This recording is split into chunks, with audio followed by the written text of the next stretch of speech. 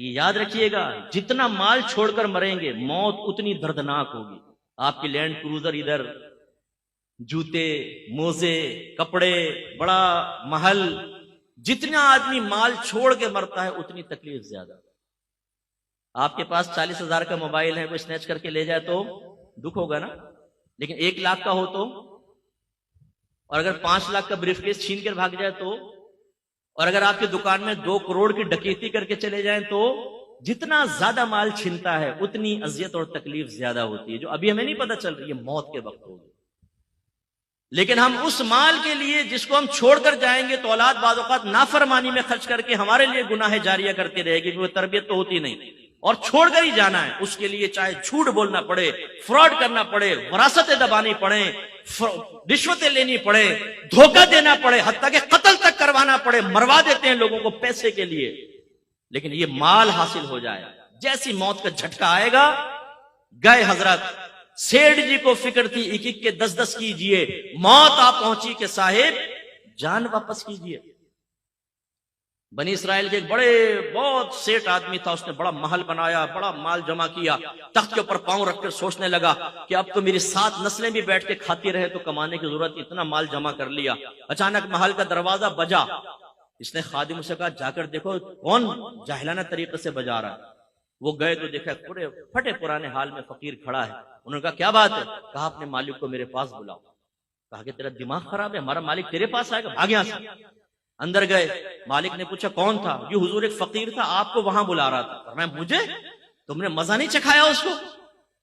फिर दरवाजा जोर से बजा, खादिम भाग कर गए। कहने लगे भाई तो क्यों नौकरी से निकलवाएगा हमें, क्या चाहता है? उसने कहा अपने मालिक से कहो मैं मलकुल मौत अलैहिस्सलाम हूं, उसकी रूह कब्ज करने के लिए आया हूं। ओ खादिम कांप गए अंदर। वो आका ने देखा, बोला क्या हुआ तुम्हारी हालत खराब क्यों? कहा हुजूर बाहर तो मलकुल मौत अलैहिस्सलाम आपको लेने आए। वो भी कांप गया, कहने लगा उनसे कहो किसी और को ले जाए मेरी जगह। मलकुल मौत अलैहिस्सलाम अंदर तशरीफ लाए, फरमाया जब मौत का वक्त आता है फिर टलता नहीं है, लेकिन मुझे अल्लाह ने हुक्म दिया है कि मुझे थोड़ी सी तुझे मैं मोहलत दे दूं, तो जो करना चाहता है कर ले। उसने कहा अच्छा। सारा माल जमा किया और कहा ए माल तुझ पे खुदा की लानत हो जाए, तूने मुझे गाफिल रखा और तेरी मशगूलियत में मैं अपने अल्लाह को राजी ना कर सका, तुझ पे लानत हो जाए। उस माल को अल्लाह ने बोलने की ताकत अता फरमाई। उस माल ने कहा लानत मुझे ना कर, अपने आप को लानत कर। अगर तू मुझे अच्छे अंदाज से कमाकर अल्लाह की रिजा में खर्च करता, मैं तेरे काम आता। तूने गलत तरीके से खर्च किया और जमा किया, तेरा नुकसान है। मेरी वजह से तूने इज्जतें पाई। तू उस वक्त बादशाहों के दरबार में चला जाता था जब दीनदारों को वहां से हटा दिया जाता था। इस माल से तूने ऐश किया है, अपने आप को मलामत कर। और फिर हदीस रिवायत में आता है कि मलकुल मौत अलैहिस्सलाम ने उसकी रूह कब्ज की और वो पहाड़ों के बराबर अपनी दौलत को देखता हुआ मर गया। बेफिक्र रहें, ये अनकरीब ऐलान होगा। मुफ्ती अकमल साहब का इंतकाल हो गया, फुला का इंतकाल सुनते हैं ना हम, आपका मेरा भी मस्जिद के माइक पे ऐलान हो रहा होगा। हमने कौन सा ऐसा आबे हयात खिज़र अलैहिस्सलाम से लेकर पी लिया कि हमें मौत नहीं आएगी, मोहल्ले वाले मर जाएंगे हम बचेंगे। बहुत जल्द मौत आने वाली है, इसलिए अपना मुहासबा करें, अपना एहतिसाब करें। जो शादीशुदा हैं अपनी लाइफ को शरीयत की तरफ लेकर आए और तकाज़ाए शरीयत को पूरा करें तो नजात होगी। तो सरकार ने इरशाद फरमाया पहला दोस्त माल, फिर दूसरा जिसके लिए हम कितने गुनाह करते हैं। सरकार ने फरमाया दूसरा दोस्त रिश्तेदार और दोस्त अहबाब, इनकी दोस्ती कब्र तक रहेगी, लेकिन जैसे ही आपको कब्र में रखा जाएगा सरकार फरमाते हैं उसकी दोस्ती भी खत्म। हम कितने गुनाह अपने दोस्तों के लिए करते हैं। हम में से बहुत से ऐसे बैठे होंगे जो इस मुरव्वत में कि मेरा दोस्त नाराज होगा, वो हराम और गुनाह कबीरा करते होंगे, लेकिन जब आप मरेंगे ना तो ये दोस्त शायद आपका जनाजा तक नहीं पढ़ेंगे। बुरा नहीं मानिए कि मैं ग्राउंड रियलिटीज पे कलाम करता हूं। जितने आपके दोस्त हैं ना, ऐसी मजाक में पूछेगा यार जरा जनाजे का तरीका तो बता, और फिर पूछिएगा अच्छा जनाजे की दुआ तो सुना, वो कहेगा कुछ नहीं आता। इसका मतलब ये ऐसा दोस्त है कि आपका जनाजा पड़ा होगा, गैर आपके लिए दुआ कर रहा होगा, गैर आप पर नमाज पढ़ रहा होगा। ये ऐसा दोस्त आपने पाला है जो मरते वक्त आपके लिए दुआ तक नहीं करेगा।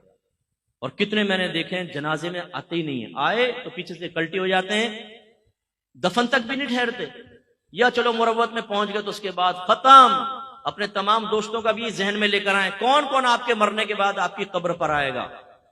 हर हफ्ते, चलो महीने में एक बार, चलो साल में एक बार, नो कोई नहीं आता भाई। ये जितनी वैल्यू इस वक्त में पब्लिक के दरमियान हासिल होती है ना, 2 मिनट में मौत की बात खत्म हो जाएगी और हमें कब्र में सब तनहा छोड़ के चले जाएंगे। और मेरे आका ने आखिरी बात बयान फरमाई, तीसरा दोस्त उसका अच्छा या बुरा अमल होता है, ये हमेशा साथ रहेगा।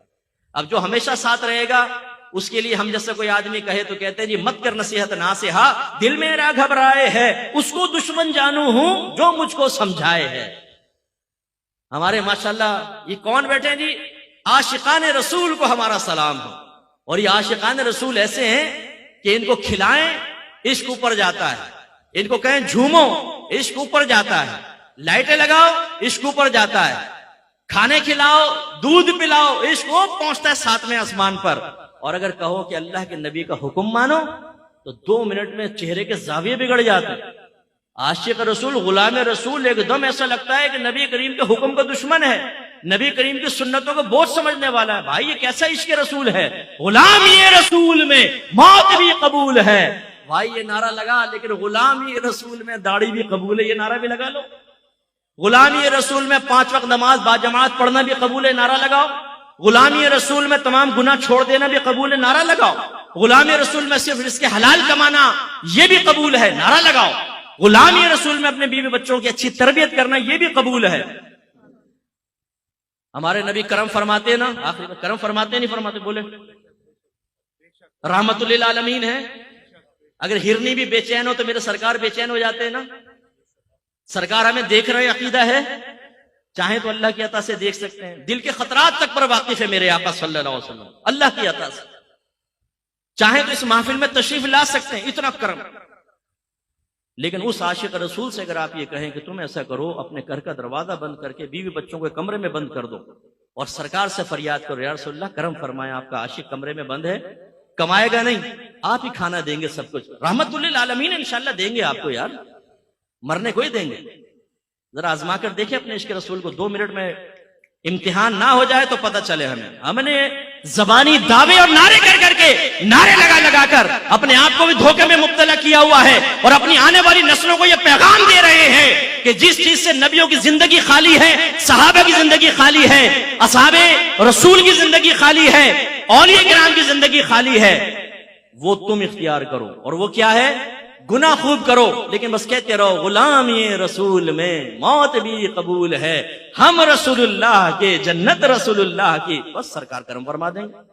भाई सरकार जरूर करम फरमाएंगे, मेरे आका की रहमत बहुत बड़ी है, लेकिन पूरे कुरान के अहकाम एक तरफ रख दें, हदीस के अहकाम एक तरफ रखें और सिर्फ खाला खामा बस सरकार से उसने जन कायम करके आखिरत की तैयारी ना करें, ये किसने सिखाया? तो फिर वही मैंने आपको इम्तिहान में डाला है। जब आखिरत की तैयारी के सिलसिले में आपको नबी पर इतना भरोसा है, मेरे सरकार बख्शवा लेंगे, तो फिर सरकार दुनिया में भी आपको देने पर कुदरत रखते हैं। छोड़ दीजिए कारोबार, छोड़ दीजिए नौकरी, बंद कर दें सब, सिद्दीक अकबर रज़ी अल्लाह तआला अन्हु की तरह सब अल्लाह की राह में उड़ा दें और एक बंद कमरे में बैठे देखें सरकार करम फरमाएंगे। आजमाएं जरा। नहीं मुफ्ती साहब हमारा दिमाग काम करता है, ऐसा कैसे हो सकता है? भाई ठीक है, मोहब्बत अपनी जगह, दुनिया के लिए काम तो करना पड़ता है। बस भाई हाथ जोड़ के ये करता हूं, अर्ज करता हूं, आखिरत के लिए भी कुछ करना पड़ता है। वाखिरु दावाना अनिल हम्दुलिल्लाहि रब्बिल आलमीन।